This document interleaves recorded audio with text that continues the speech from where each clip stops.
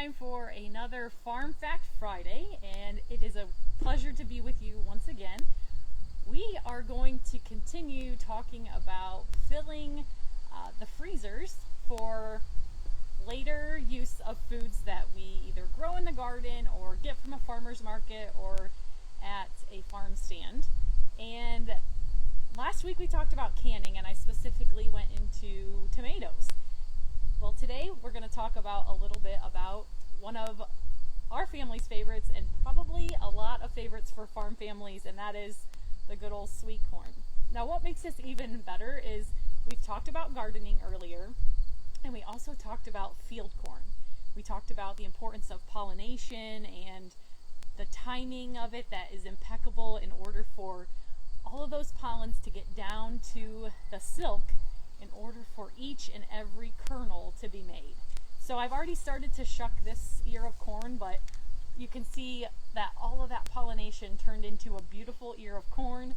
And so today we're going to talk a little bit about freezer corn and how we make this available to us throughout the entire year by just taking some time in the summer to put this up. So again, not an end-all be-all process. There are certainly many ways of doing this, especially when it comes to how you cook your corn, whether you prefer to do it with the husk on or off. So whatever variation you do that works for you, awesome.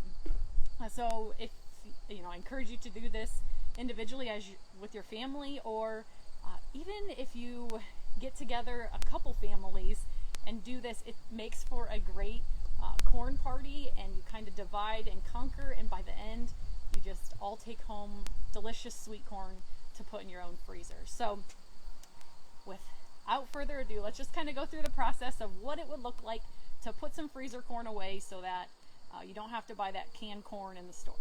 So first job is just to get the husk off if you like to just boil the corn on the cob. So I've already started this one kind of to demonstrate. If you want to, like this ear has kind of some nastiness at the end, you can actually just break that off, and it actually helps pull all those extra silk fibers with it. And at the end, just break that off and do some extra cleaning, and you've got your cob of corn. I'll show another one. Kind of rip it down. Again, another full ear of corn, which is awesome. Break it. And this is also the time where you want to kind of look at the ear of corn and make sure that there aren't any spots in it that you wouldn't eat. So if it's yellow or if there's bugs in it, this would be the time to break that section off or cut it out before you do the cooking piece. If it's something you wouldn't eat, don't put it in the pot to cook it. So, all right, so that's the first step. And while you're doing this step, you can actually get your water on the stove and start that boiling process so that your water's ready when you're done shucking. Okay, let's switch gears here. So now that you have all your corn ready to go, you'll fill that pot that's already at a rolling boil, fill it. Now, a rule of thumb, you don't want to overfill it, and the way you tell this is if there are any corn cobs that are above the water and not completely submerged, you have too much in there. So take some out, and then I just leave it in there with the lid slightly tilted so some steam can get out, and then I set my timer for 10 minutes. After those 10 minutes, I take it out and put it into the sink, rinse it with cold water so I'm at least able to handle it to be able to cut it off and do the next step. So pretend that we've already cooked. We'll set that off to the side, and now we have our cooked ears of corn. So this was already cooked, so I just brought it out. You can do a couple different things in terms of cutting it off. You can just use a plain old knife. This is serrated so that kind of does the jagged edge, moving it back and forth like a saw. Or there are now lots of gadgets out there. This one's a Pampered Chef gadget that actually helps get it off. The biggest thing is just make sure you're cutting away from yourself. I've also seen where people use electric knives. So whatever is best for you, just use that. You can put your corn in a bowl That will help when you do this. It'll help the flying corn stay contained. I'm doing this on just a lid so you can see how this works. So we'll start with the gadget. So you literally just go along the corn cob, and you want to make sure that you don't get too deep, or you'll get pieces of the cob that just aren't desirable to chew. So honestly, this gadget, I'm not promoting Pampered Chef necessarily, but this is very handy, and I'm sure other companies make it as well.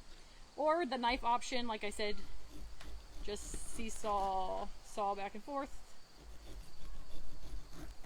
to get it off. Honestly, I think this takes a little bit longer, but you don't need a fancy device to do it. So cob is completely clean. Toss it and grab a new one and keep going.